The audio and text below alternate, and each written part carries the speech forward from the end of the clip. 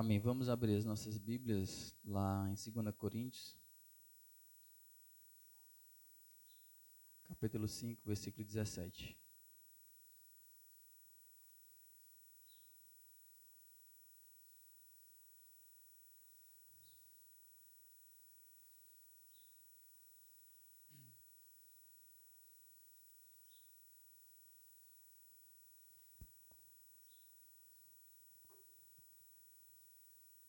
E antes mesmo de ler o versículo, irmãos, não posso deixar de expressar também, né, a minha alegria. Eu sou sempre redundante até, eu acho nisso, enfático, de que não existe um ambiente no qual eu me sinta mais à vontade, no qual eu mais ame estar do que com a igreja, né, com os irmãos. Sejam eles jovens, anciãos ou crianças, né? Esse é um ambiente que, na verdade, eu fui salvo para estar, para fazer parte. Nós não fomos tirados do mundo para vivermos alheios, digamos, para vivermos aquém, né? Para vivermos talvez dispersos. Nós fomos tirados do mundo para vivermos numa comunidade separada, numa comunidade onde os valores, onde os princípios, onde a forma de enxergar, de se comportar, ela é diferente. E numa comunidade que está com o passaporte carimbado para o céu, como foi bem louvado aqui, né? E acho que eu falei até isso no retiro de Semana Santa, talvez que eu também preguei, e a mensagem vai ser um tanto quanto parecida, mas de lá para cá, sempre que eu estou com os irmãos, eu fico pensando, refletindo, se eu não tenho, digamos, me deixado embebedar pelas oportunidades que o mundo nos dá, né? E isso talvez não me esteja cegando talvez um pouco, e fazendo talvez perceber um pouco do valor que é estar com os irmãos. Eu falo isso porque, digamos, profissionalmente eu tenho construído uma certa relevância onde eu estou, tenho tido oportunidades, por exemplo, no próximo final de semana talvez, ou no seguinte, eu vou estar palestrando para vendedores, isso tudo, e eu fico pensando, né, fico buscando e pedindo ajuda ao Deus nesse autoconhecimento, nesse exercício diário, se essas coisas não têm, digamos, tomado parte do meu coração. Por mais que, por exemplo, na minha palestra de vendas está lá citando Salomão e Davi, né? Mas eu fico sempre colocando o meu coração à prova a Deus, ou para Deus, para ver se essas coisas não têm tirado esse fervor, esse ardor, esse calor, esta querência, né, este desejo de estar com os irmãos. É muito interessante, muito importante a gente fazer essa reflexão, porque não é suficiente só estar. Estar, qualquer pessoa consegue fazê-lo. Estar aqui, qualquer pessoa conseguiria estar, seja crente ou descrente. Agora, querer estar, aí é que está a mudança. Quando você lê o Salmo primeiro, né, a mudança é exatamente de dentro para fora. Antes ele tinha um comportamento, ele tinha um padrão, mas aí quando há aquela mudança, aquele ponto de inflexão, aquela batida com o caminhão, nas palavras do irmão Daniel, né, ele diz que agora o prazer dele consiste em meditar na lei do Senhor. Então é uma mudança interior, uma mudança do coração. Então, sonde o seu coração. Veja se você está aqui, mas querendo estar aqui. Se você tem desejo de estar aqui. Porque se isso, digamos, não fizer parte do seu coração, certamente já é algum indício para você de qual atitude, de qual decisão, de qual postura, de qual caminho você deve tomar para a sua vida. Mas vamos ler aqui 2 Coríntios 5,17, todos já estão com o texto aberto, né? Diz assim: assim que, se alguém está em Cristo, nova criatura é. As coisas velhas já passaram, eis que tudo se fez novo. Os irmãos podem sentar-se.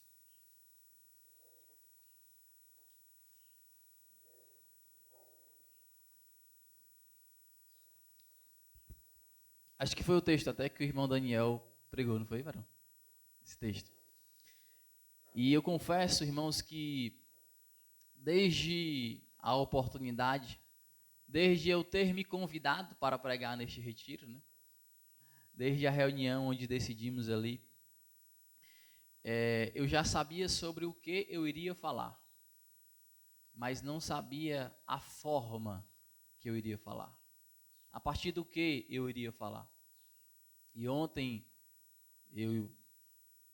pelo que me lembro, também sou ruim de memória, igual o irmão Guilherme, Deus me fez perceber a vida do apóstolo Paulo numa perspectiva que até então eu não tinha percebido. Na verdade, Deus me fez perceber na vida do apóstolo Paulo, ou passando pelos processos, pelas etapas que o apóstolo Paulo passou, de uma forma que até então eu não tinha percebido, até hoje, né?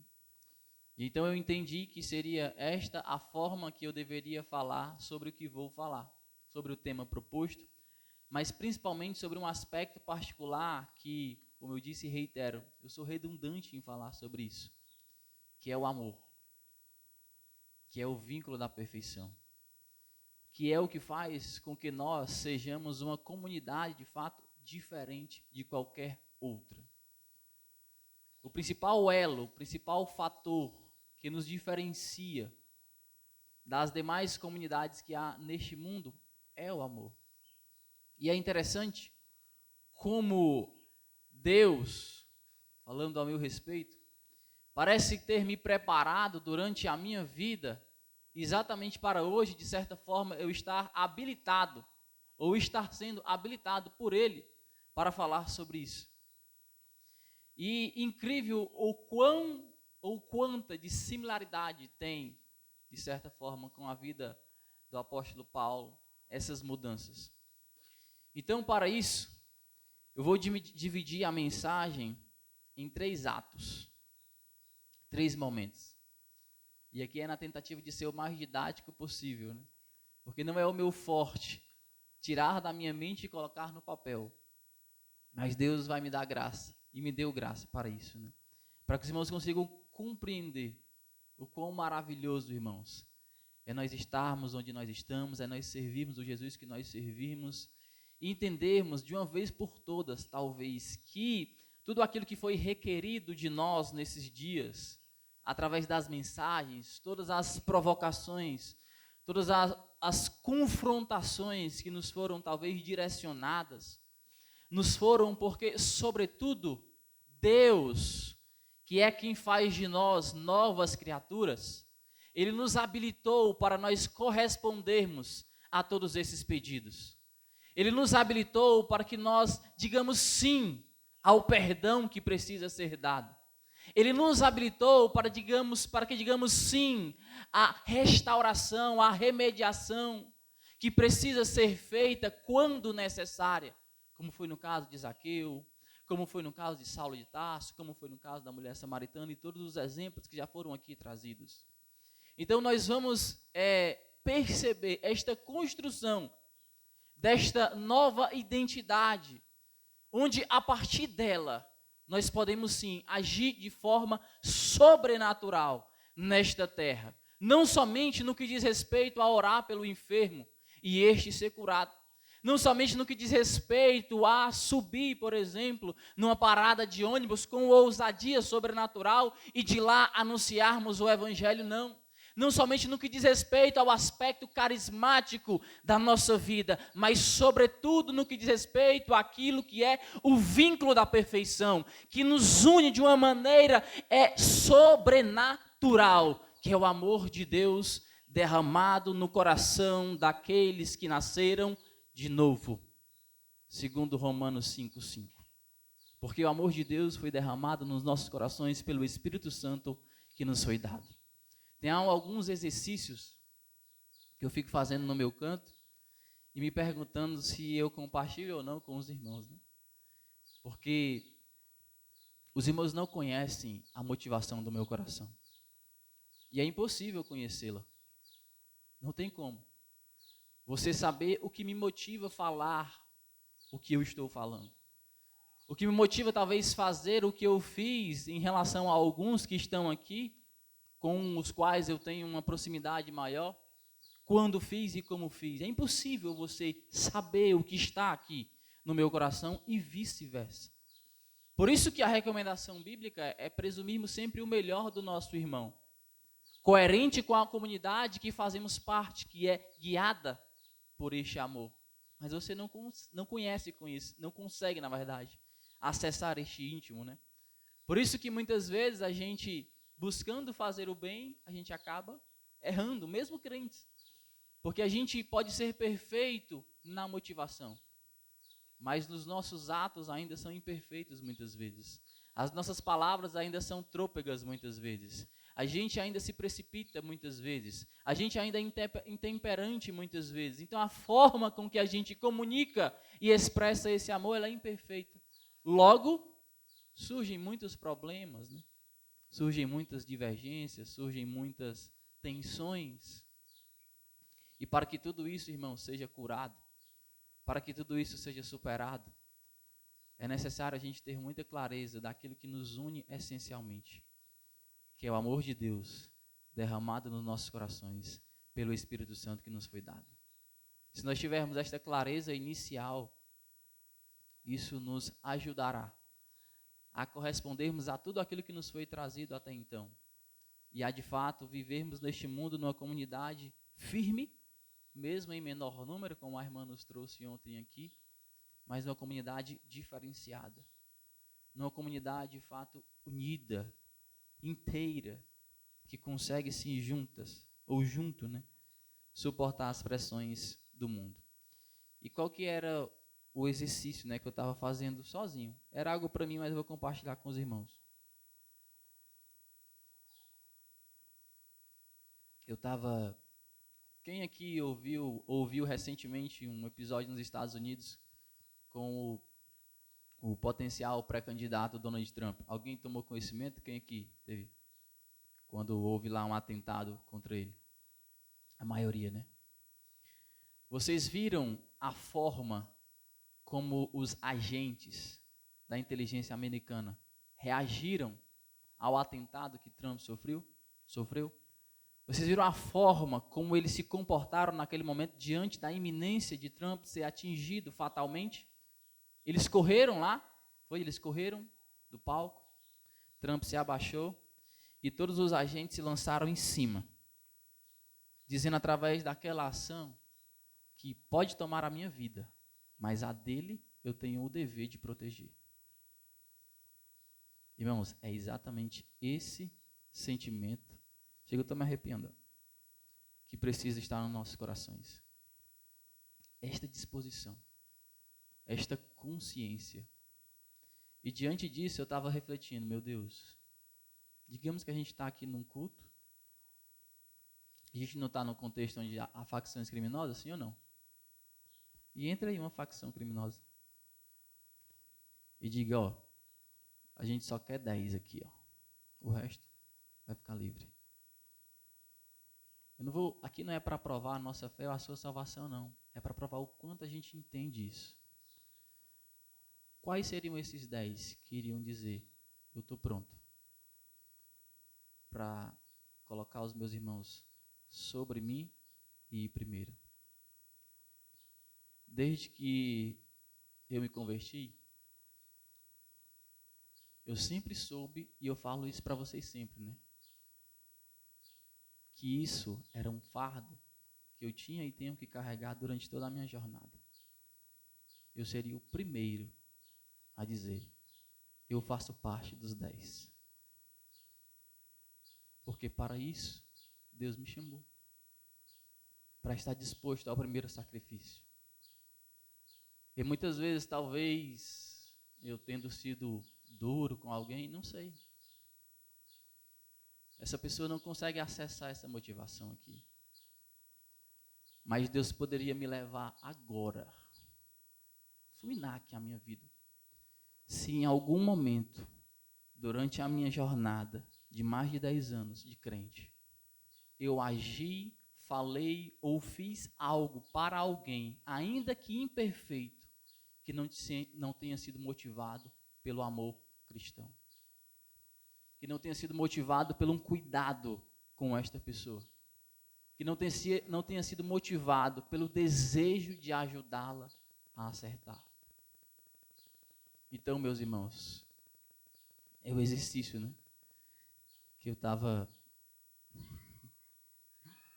fazendo e queria compartilhar com os irmãos. Mas vamos à mensagem propriamente. Nós iremos dividi-la em 3 atos. E estes atos eu os enxergo no próprio versículo 17.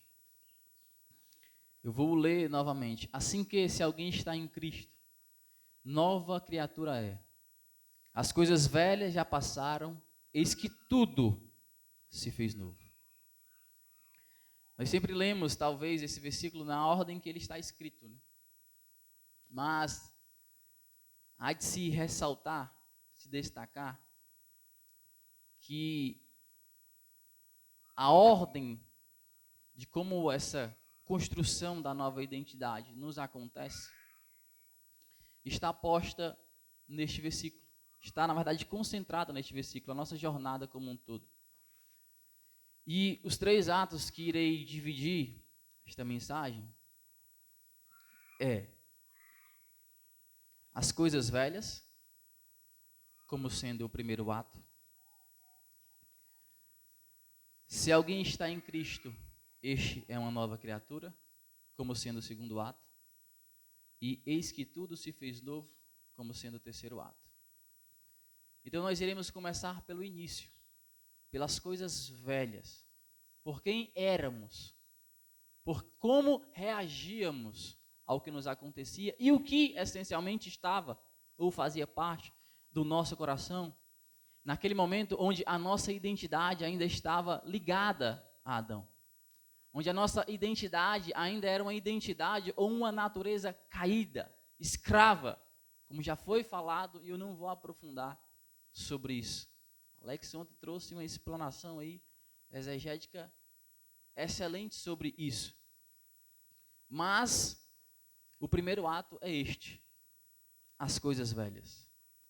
E este que escreveu o versículo, o apóstolo Paulo, quando as coisas velhas, quando esta, ou quando este ato era a sua realidade, vamos ver, digamos, o que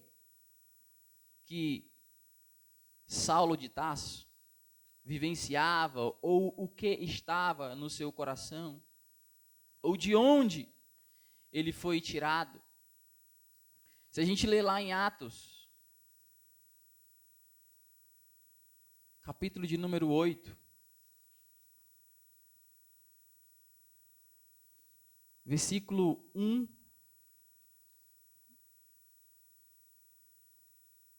ao 3, ou versículo 1 e 3, na verdade, não, do 1 ao 3, para ficar mais claro.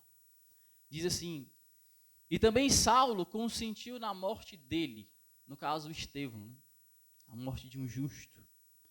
E fez naquele dia uma grande perseguição contra a igreja que estava em Jerusalém. E todos foram dispersos pelas terras da Judéia e de Samaria, exceto os apóstolos. E uns homens piedosos foram enterrar Estevão e fizeram sobre ele grande pranto. E Saulo assolava a igreja, entrando pelas casas e arrastando homens e mulheres, os encerrava na prisão. O versículo muito conhecido também de Atos 9, 1 principalmente, mas também 2 diz: e Saulo, respirando ainda ameaças e mortes contra os discípulos do Senhor, dirigiu-se ao sumo sacerdote e pediu-lhes cartas para Damasco, para as sinagogas, a fim de que, se encontrasse alguns deste caminho, quer homens, quer mulheres, os conduzissem presos a Jerusalém. Então, este ato que diz respeito às coisas velhas na vida do apóstolo Paulo, significava que Saulo de Tarso era esta pessoa aqui. Uma pessoa iracunda, uma pessoa odiosa, uma pessoa insensível, uma pessoa que respirava ameaças, uma pessoa que nutria ódio no seu coração, uma pessoa que nutria raiva no seu coração. É evidente que, não sei se todos aqui fazem esta leitura, mas este ímpeto do apóstolo Paulo em relação à igreja, também existia um porquê, digamos, entre aspas, não na palavra teológica, não é nem feliz para isso, mas existia um porquê segundo aquilo que ele acreditava enquanto fariseu. Porque se você voltar lá em Atos 3 ou 4, lá no conselho que Gamaliel traz para os fariseus, Gamaliel, dentro da instrução que ele traz para eles, diz que vários outros movimentos haviam se levantado até aquele período e haviam se desfeito. E este novo movimento, segundo Gamaliel, caso fosse um movimento de homens, também iria se desfazer da mesma forma. Mas se porventura fosse algo da parte de Deus, Saulo ou os judeus estariam intentando contra Deus. Então eu acredito, eu entendo que Paulo, digamos, ele também, a partir daquilo que estava sendo confrontado, já a partir também do episódio que acontecera com Estevão, ele já estava passando por este conflito identitário.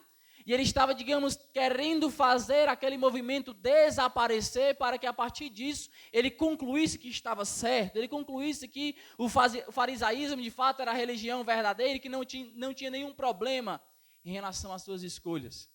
Isso dava este ímpeto também ao apóstolo Paulo. Mas fato é que Saulo de Tarso, irmãos, era esta pessoa.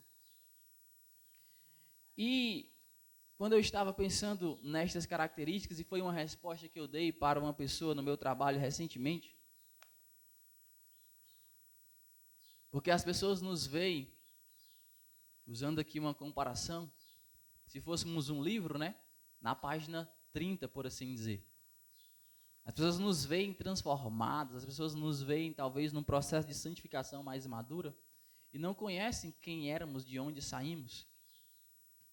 E eu estava conversando com um colega de trabalho e eu disse assim para ele, cara, se não fosse Jesus na minha vida, era para eu ser alguém odioso, era para eu ser alguém impaciente, amargurado, iracundo, como a gente diz no senso comum, né? Alguém alguma coisa com a vida, virado com a vida, rebelde. Era para eu ser alguém rebelde. Por que eu estou dizendo isso? Porque assim como Saulo de Tarso, durante muito tempo da minha vida, o que eu mais nutri no meu coração foi ódio. O que eu mais nutri no meu coração foi sede de vingança. O que eu mais nutri no meu coração foi amargura. E tudo isso, pasmem, em relação àquela pessoa que eu deveria nutrir totalmente o oposto. Mas assim eu nutria por tudo que ela fez conosco durante a nossa infância, que era o meu pai. Por muito tempo na minha vida, o meu objetivo era ficar grande o suficiente para que eu pudesse ter meios de vingar todo o mal que ele fez à nossa família. E eu nem vou detalhar aqui em respeito às minhas irmãs que estão aqui, né? Que a nossa mãe são as mesmas. Mas os irmãos não têm ideia. E eu sei que cada um de nós temos uma história, né? Do mal que ele nos fez, do contexto, digamos, que nós vivemos, eu e meu irmão em particular. E o meu objetivo era esse. Eu dizia para mim mesmo, aos 12 anos de idade, eu só quero ter meios, forças para vingar todo esse mal. O meu objetivo é matar o meu pai. Então, assim como Saulo de Tarso, eu respirava ameaças. Eu respirava ódio, amargura, sede de vingança. Isso diz respeito às velhas coisas na minha vida. Por isso que eu disse inicialmente que parece que Deus me separou particularmente para falar sobre isso. Por quê? Porque talvez eu seria a pessoa mais improvável a ter que se falar sobre amor. Porque eu fui alguém que por muito tempo desejou matar o seu próprio pai. Mas para além disso, assim como Paulo, que tinha esta, digamos, crise identitária, por assim dizer, ou conflito de identidade, porque ele, enquanto fariseu, seguia um caminho e aqueles crentes estavam apresentando um outro. E não poderia haver dois caminhos certos. Paulo sofria esta crise, né, de identidade existencial. Eu, durante o meu período ou ato de velhas coisas, também passei por esta crise, não pelas mesmas razões que Paulo. Mas eu também passei por esta crise de identidade. Por muito tempo, principalmente quando eu vim morar em Fortaleza, eu construí um personagem fictício através de mentiras acerca de mim mesmo, para que eu construísse uma identidade que na minha cabeça eu sabia que seria melhor aceita por quem estava lá ao meu entorno, ou pelo grupo no qual eu estava fazendo parte. Por muito tempo eu vivi por meio de mentiras.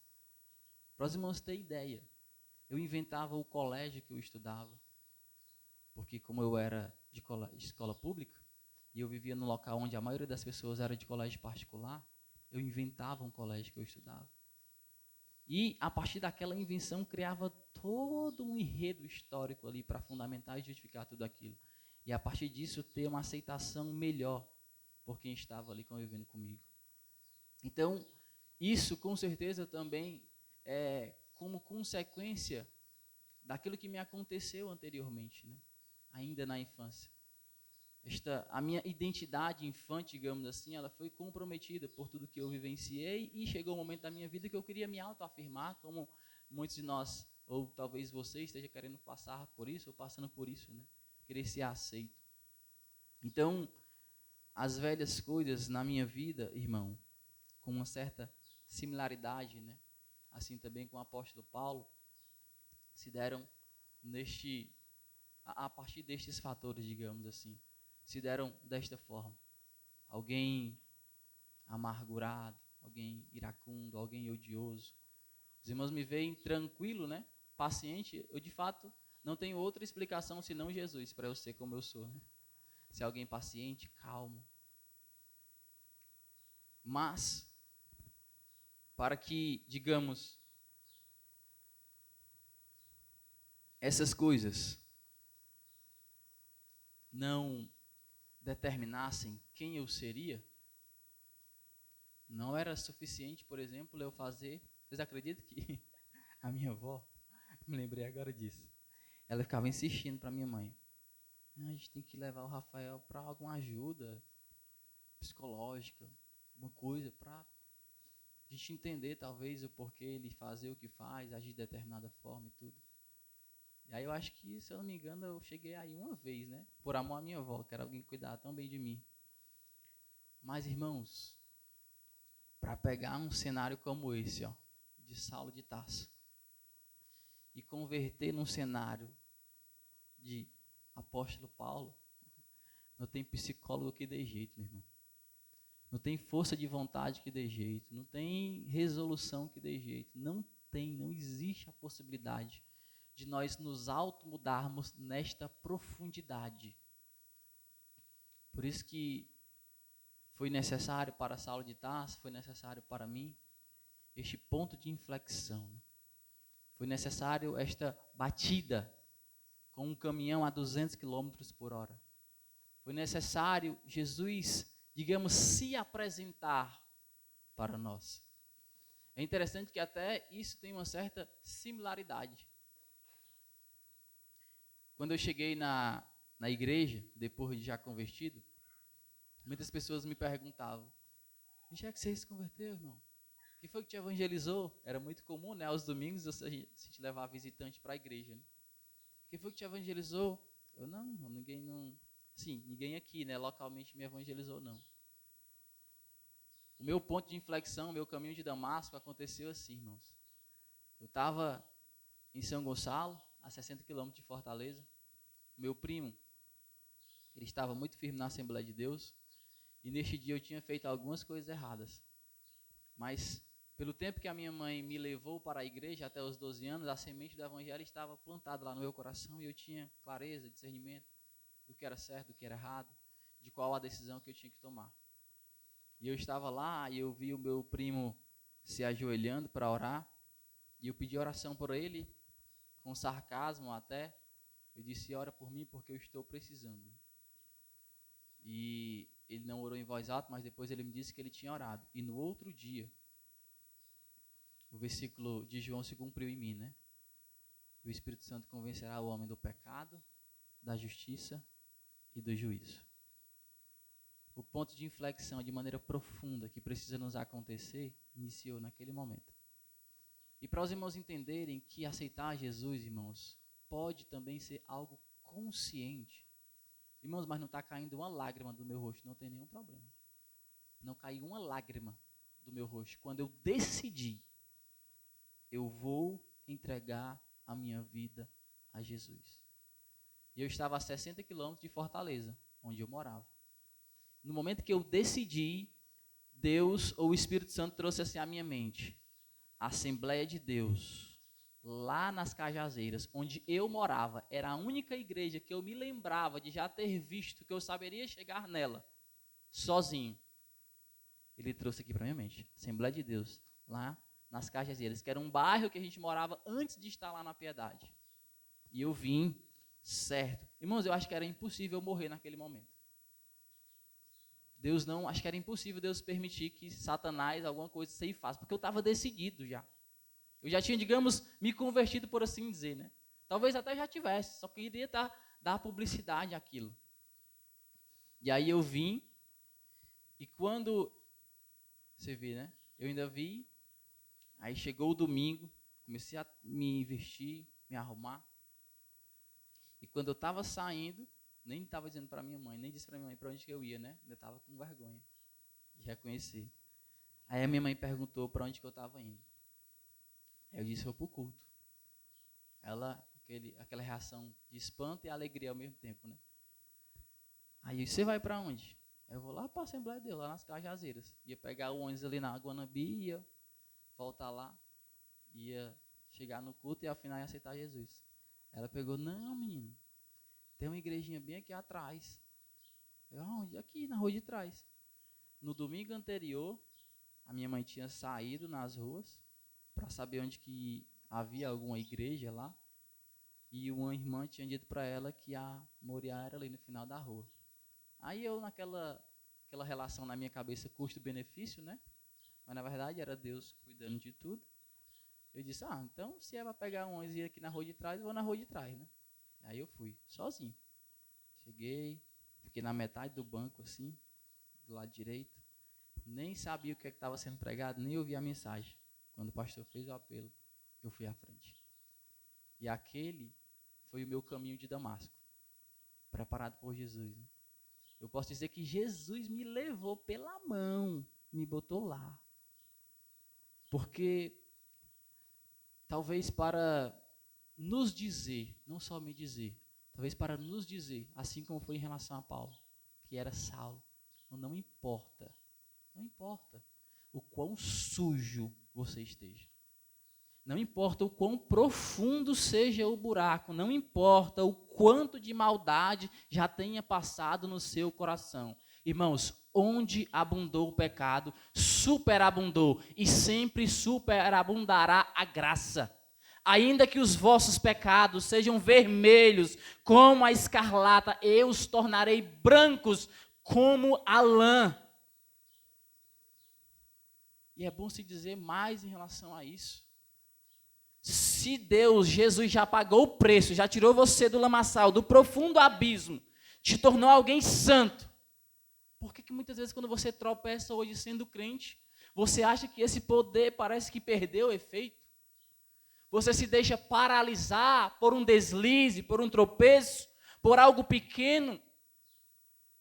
Só existe uma coisa apenas, capaz de paralisar um crente: pecado não confessado. Porque se você confessar, pelo menos aqui na Bíblia tem, lá em 1 João 2:1.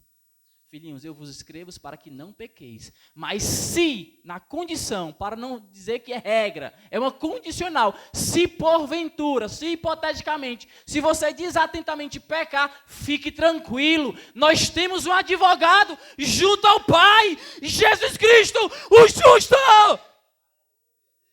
que apareceu para Saulo de Tarso, que tirou ele do profundo abismo. Então não se deixe, meu irmão, vencer pelos deslizes, pelos tropeços. O pecado não terá domínio sobre nós. E aí, somente através deste ato, né, o estar em Cristo, que no caso seria o segundo,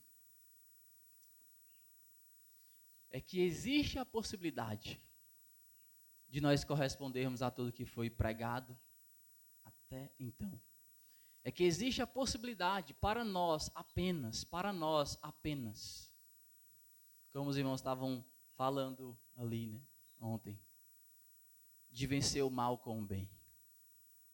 Irmãos, eu medito tanto sobre isso, e pelo menos eu experimento tanto isso. Vencer o mal com o bem. Não é uma possibilidade, é uma certeza. Não te deixes vencer do mal, mas vence o mal com o bem. Aí por que nós perdemos? Porque a gente quer vencer o mal com o mal. Vencer o mal com o mal é perda. Mas se você buscar vencer o mal com o bem, é ganho. O Daniel falou aqui, né? Mencionou. Eu vou antecipar esse exemplo aqui, mas seria no terceiro ato. O exercício dessa nova identidade. Né? Mas ele falou da minha madrasta, né?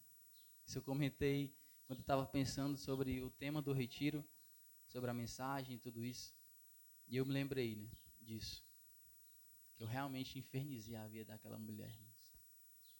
Por duas razões. Na verdade, parecia o homem em relação a Deus, né? O homem, ele tem, digamos, raiva de Deus, né? Homem caído, muitas vezes. Ele quer atingir a Deus, mas ele não consegue. E aí o que ele faz? Ele ataca a igreja, ele ataca o povo de Deus. Aí eu queria atingir o meu pai.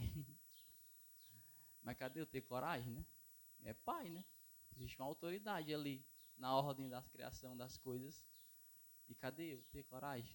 Aí eu atingi alguém para indiretamente atingir ele.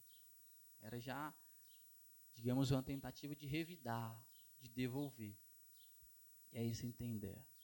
Jogava o celular fora, jogava as roupas fora, fazia tudo. E quando aquela mulher me via, e eu ainda fazia isso de maneira sonsa, né? Acho que por isso que é uma palavra que eu menos gosto de usar, de ouvir a meu respeito até hoje. Nunca gostei de ouvir de alguém dizer para mim que eu sou sonso, ou que eu era alguém sonso. Né? E fazia, como a gente fala, né? Aquele que bate e esconde a unha, igual o gato, né? Ele fere e esconde ali. Então, eu fiz muito mal a essa mulher.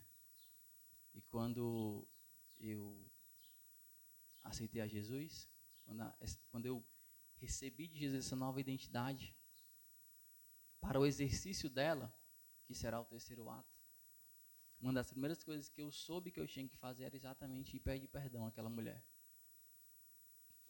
E eu não racionalizei muito não, irmãos. É o que o Daniel falou, o que o Gleiciano falou.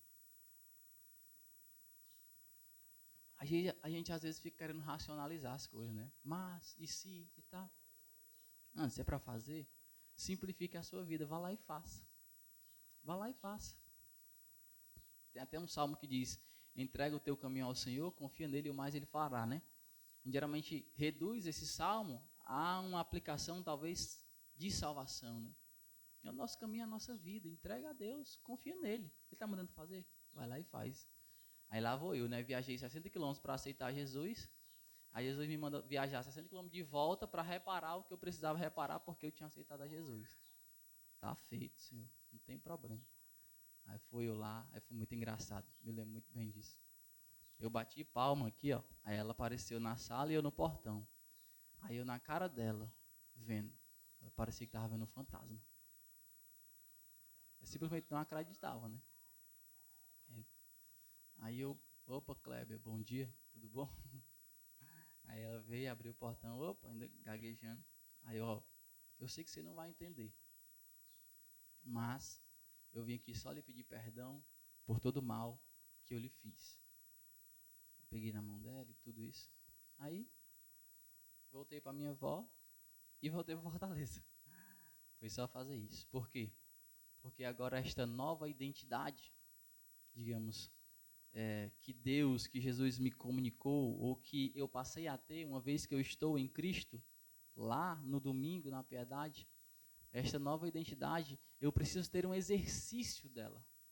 Ela precisa se expressar, esta nova identidade. Por isso que a mudança, ela é radical, né? Por isso que o novo nascimento não é só, digamos, a salvação em si algo radical, porque na verdade a salvação ela é uma obra total, digamos. Tem os seus aspectos, né, da obra salvadora, redentora de Jesus, mas não é só o novo nascimento que é radical, tudo que advém dele é radical na mesma proporção. E nós temos condições para seguir e cumprir esta radicalidade. E ações como essas são exemplo disso. Mas aqui, partindo para o terceiro ato, uma vez que o primeiro são as coisas velhas, era o que éramos, era o que eu era a forma como eu reagia, sentia. E o segundo é o estar em Cristo, uma vez que eu passo a ter acesso a esta identidade, que Ele nos comunica por estarmos nele. O terceiro ato é o eis que tudo se fez novo. É o exercício dessa identidade. E é interessante que lá em Atos,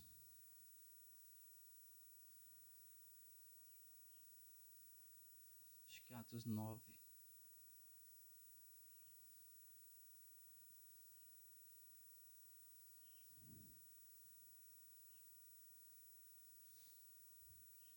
Atos 9, 21 ao 26, foi até falado ontem, né? Mas é o momento onde Saulo, novo convertido, né, após ter tido acesso à nova identidade em Cristo, diz lá a partir do versículo 20, logo nas sinagogas pregava a Cristo que este é o Filho de Deus. E todos os que o ouviam estavam atônitos e diziam, não é este o que em Jerusalém perseguiu os que invocavam este nome? E para isso veio aqui, para os levar presos aos principais dos sacerdotes. E o versículo 26 diz, e quando Saulo chegou a Jerusalém, procurava ajuntar seus discípulos, mas todos o temiam, não crendo que fosse discípulo. Esse fato aqui é interessante, como eu falei no início. Ninguém conhece a motivação do nosso coração senão Deus, né? Saulo, de fato, era uma nova criatura, já aqui, nós o sabemos. Existem, de fato, as evidências que acompanham aquele novo nascido, ou o novo convertido, ou a nova criatura.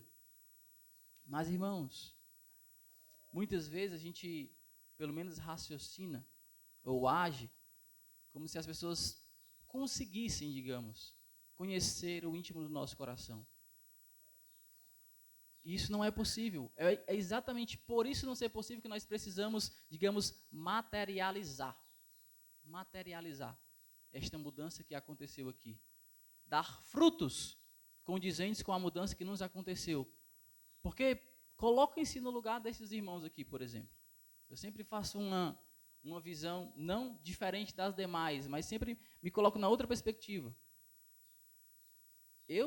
Talvez eu colocar desta forma, talvez eu tivesse a mesma insegurança que esses irmãos. É como se, não vou citar o nome, mas é como se, digamos, existe hoje autoridades judiciárias que estão jogando aí um bocado de crente na prisão. É como se no outro dia essa pessoa dissesse que é crente e chegasse buscando uma aproximação com a igreja. Como que a gente iria reagir a isso? Então, não é natural, mas digamos, pode acontecer de, inicialmente, nós sofremos sim essa certa resistência, como aconteceu aqui. Mas a partir desta nova identidade, isso não vai ser razão para eu, por exemplo, desacreditar na comunidade, julgar ou me amargurar em relação aos irmãos. Porque Veja o que aconteceu com Paulo, né? Havia a desconfiança. Lá no versículo 26 diz que ele procurava ajuntar-se aos discípulos, mas todos o temiam, não crendo que fosse discípulo. Então, no primeiro momento, essa foi, digamos, a reação daquela comunidade, pelo menos em particular, em relação ao apóstolo Paulo. E aí, quando a gente, por exemplo, lê lá em 2 Timóteo,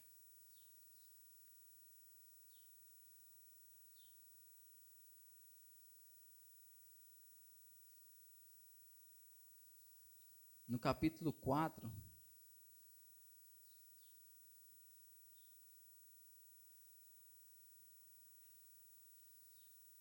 a partir do versículo 15, na verdade 16.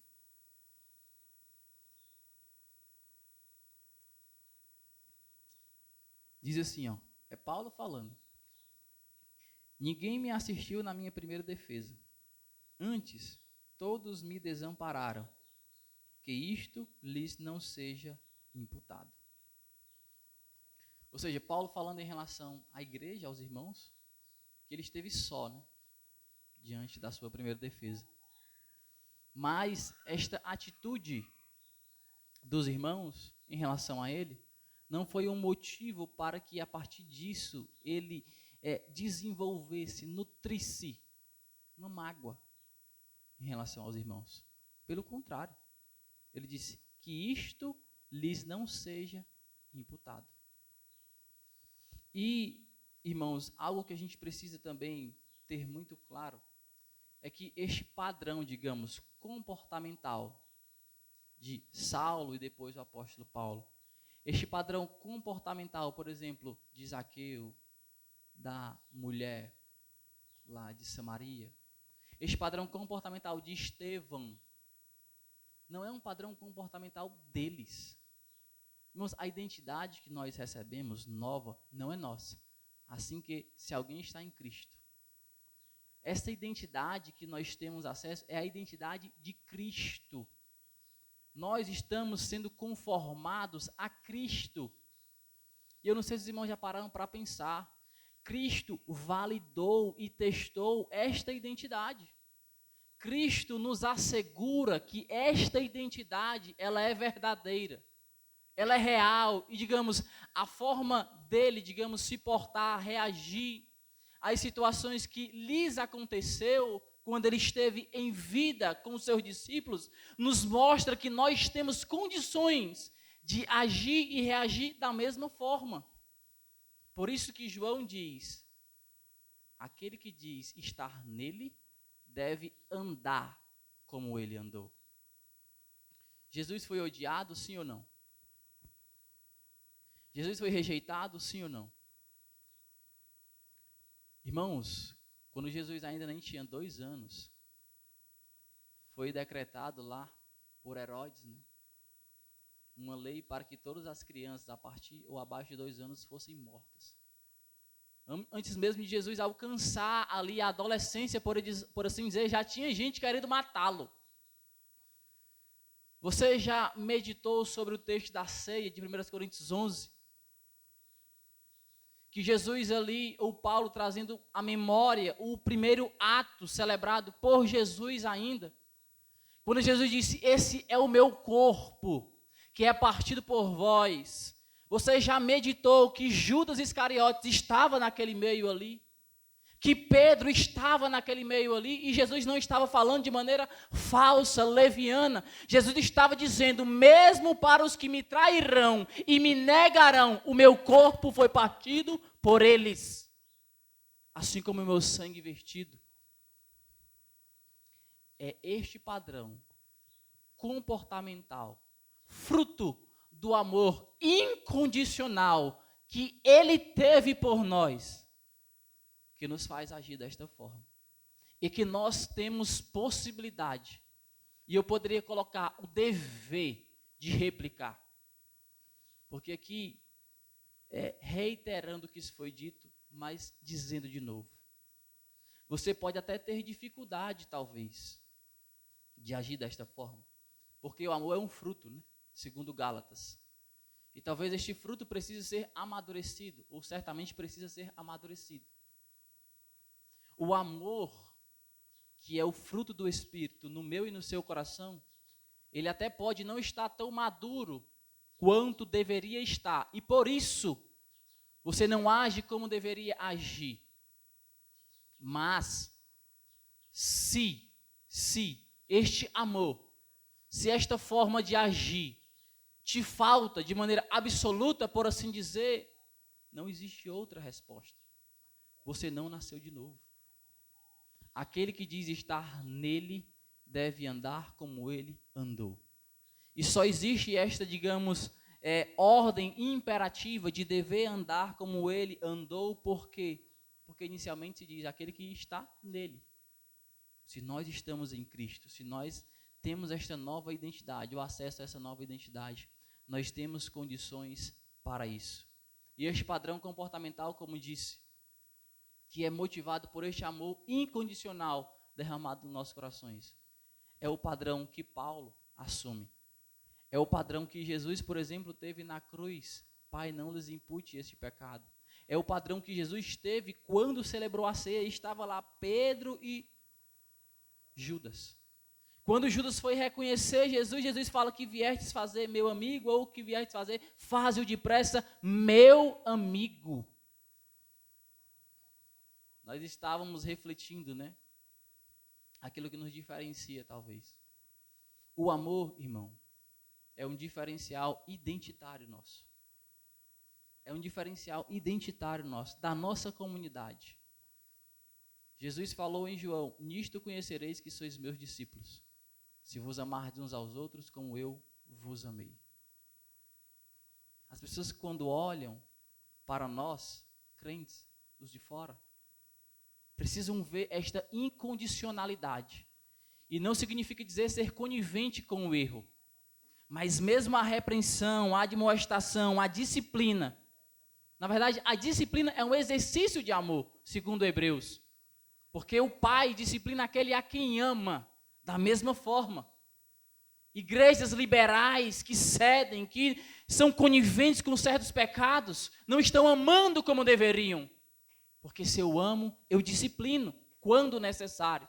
Qual pai que vê o seu filho transgredindo várias vezes, não vai gerenciar sobre ele uma disciplina como exercício do amor que ele tem para a sua vida, ou para com a sua vida? Então, de uma forma ou de outra, isto é identitário nosso.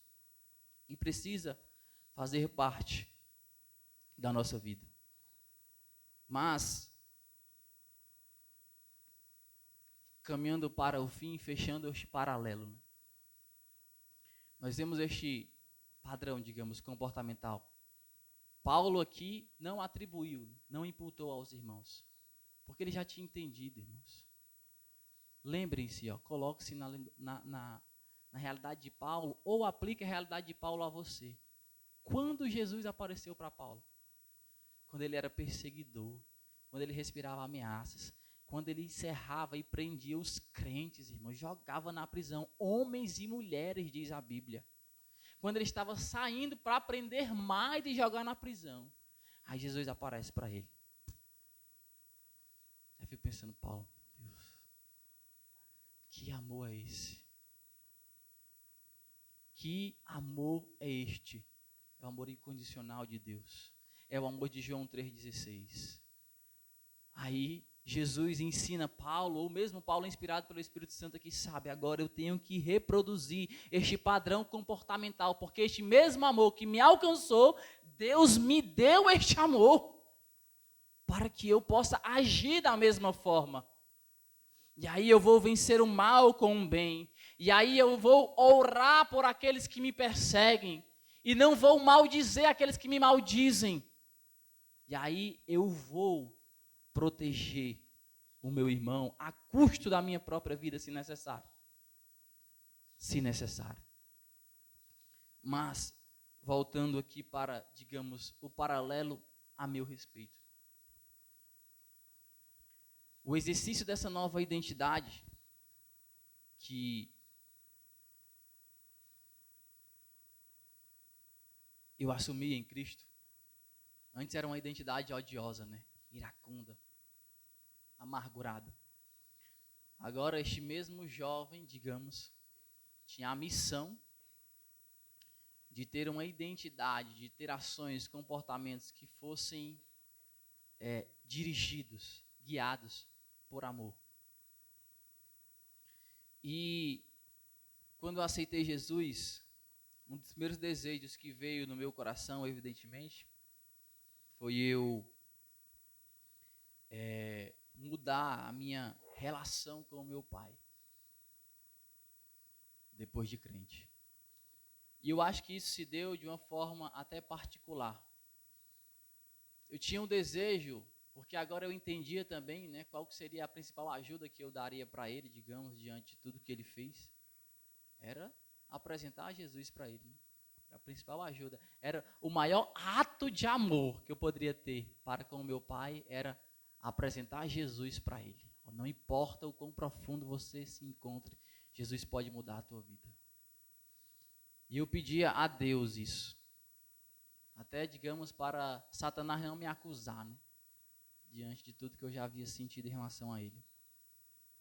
E eu me lembro que, quando crente já, eu ia algumas vezes, praticamente todo domingo, para São Gonçalo pregar, sozinho.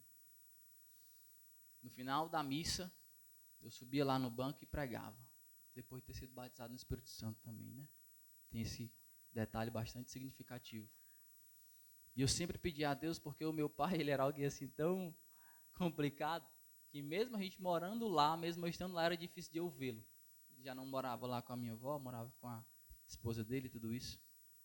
E eu ia praticamente no domingo, à tarde, e voltava pela segunda à noite. Pela manhã, na verdade. E teve um dia que, na hora que eu fui subir no banco lá para pregar, que eu olhei assim para a minha direita, aí vinha o meu pai, a Clébia e a sua filha, né? A Bruna.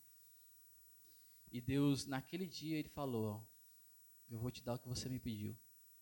Hoje a praça está lotada, mas você vai pregar para o seu pai. E aí eu desci, fui até o meu pai, nem falei com ele. Eu peguei ele assim com os ombros, ó, dirigi até um banco, sentei ele lá, voltei e comecei a pregar. E naquele dia, alguém que tinha nutrido ódio, né, desejo de vingança e tudo isso, dei a maior prova de amor ao meu pai, que foi pregar o evangelho para ele. Mas não o suficiente. Quando o meu pai morreu, né, em 2014, eu já era crente. O filho responsável por gerenciar toda a situação, ou absorver, digamos, toda a situação, desde o início até o sepultamento, foi o filho que, em algum momento, o odiou. E durante esse intervalo, irmãos, durante esse momento, desde a situação em si, desde o internamento, desde a UTI, eu olhando para trás, eu vejo o quanto Deus quis me ensinar com isso. Porque todas essas minhas ações só foram possíveis porque agora, ou na verdade, a partir de 2013, eu tinha uma nova identidade. Tanto para suportar toda a situação, como para expressar o amor incondicional de Deus para conosco. E eu me lembro que numa dessas idas ao JF, eu mais uma vez evangelizando ele, né? Meu pai não estava conseguindo falar. E aí eu me lembro que numa dessas vezes eu falando, eu pedi uma certa confirmação, né, dele. E os olhos dele começaram a lacrimejar e tudo isso. E eu me lembrei de uma frase uma postagem que ele fez com uma foto minha, né? Ele disse, rosto de menino e coração de homem. O filho que um dia eu quis ser e não consegui. Só que essa foto era depois de eu ter aceitado a Jesus. Não, era antes. Foi depois de eu ter tido essa nova identidade que ele me percebeu dessa forma. E tudo isso é responsabilidade de Cristo. Portanto, Deus me tirou dessas velhas coisas, alguém que tinha bastante ódio. Deus me deu uma identidade nova. E Deus me colocou neste mundo para ser um agente de amor. Se a nossa missão fosse lutar, irmãos, com espada, como os exércitos israelitas, né?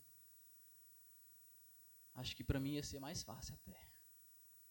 Eu ia lutar com o mesmo ímpeto, ou talvez com maior ímpeto. Eu ia para a guerra também. Só que a nossa guerra não se vence com espadas. Parece coisa de Hollywood, né? Mas Hollywood, irmãos, não tem acesso a esse amor. A nossa guerra se vence com amor e em amor. E eu não entendo. Deus sabe. Eu não entendo. Se você é crente de verdade e entende essas coisas, eu não entendo como um erro de um irmão qualquer possa ser responsável por você nutrir em seu coração algum rancor, alguma mágoa, alguma coisa a ser acertada. E você deixa essas coisas paralisar o teu crescimento, paralisar o teu progresso, paralisar ou neutralizar um impacto que você poderia estar gerando neste mundo. Então, meu irmão, vai até num tom de conversa, né? O apelo que eu faço para você hoje, nessa manhã, agora, o apelo que eu faço, diante de tudo que você ouviu, das demais mensagens, porque elas foram bem melhores do que esta, no sentido expositivo, digamos, mas o apelo que eu faço, porque eu sei que é isto, é você reparar o que precisa ser reparado. Se eu tiver, por exemplo, aqui, ó, se alguém aqui tiver alguma rusga, talvez comigo, eu até imagino que possa ter e quem seja. Não vou falar para não expor, mas se ainda houver no coração de cada um de vocês, quem quer que seja, algo que eu fiz, que eu falei em algum momento, que tenha lhe machucado, eu lhe peço perdão. E para além disso eu digo, enquanto eu estiver vivo, eu nunca farei algo, ainda que eu erre na forma, mas que não seja motivado por este amor, que me fez sair de onde eu saí, que me deu uma nova identidade e que me habilitou para isso. Então peço perdão a você. E que você me perdoe, porque se você não me perdoar, você vai se paralisar com isso. E o apelo que eu faço para você é exatamente esse. Se houver isso ou algo a ser resolvido, não saia desse retiro sem resolver. Pense em quantas pessoas precisam que você esteja 100% bem. Pense na quantidade de pessoas que precisam, por exemplo, de você sendo um crente com uma comunhão plena com Deus. E talvez algo pequeno está te impossibilitando de ajudar esta pessoa, de abençoar esta pessoa, de ser instrumentalizado por Deus para benefício desta pessoa. Então não deixe que isso aconteça. Eu queria pedir, cadê o Oliver? Eu queria pedir para a minha digníssima esposa